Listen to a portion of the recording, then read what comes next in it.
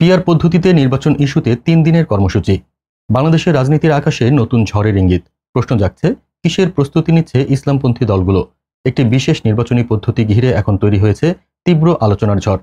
দাবি উঠেছে সবার জন্য সমান সুযোগ, আর ভোট যেন হয় ন্যায্য ও স্বচ্ছ। কিন্তু কারা এই দাবির নেতৃত্ব দিচ্ছে, আর কেনই বা এত গুরুত্ব পাচ্ছে পিআর পদ্ধতি? ধাপে ধাপে স্পষ্ট হচ্ছে সবকিছু। 18 সেপ্টেম্বর রাজধানীতে বিক্ষোভ মিছিল, পরদিন বিভাগীয় শহরগুলোতে, আর 26 তারিখ দেশব্যাপী জেলা ও উপজেলায় কর্মসূচি। একে একে রাস্তায় নামছে জামায়াত ও সমমনা ইসলামী দলগুলো। তাদের 5 দফা দাবির মধ্যে অন্যতম পিআর পদ্ধতিতে নির্বাচন, লেভেল প্লেয়িং ফিল্ড তৈরি এবং জুলাই সনদের পূর্ণ বাস্তবায়ন। এর আগে খেলাফত মজলিসও একই দাবিতে কর্মসূচি ঘোষণা করেছে।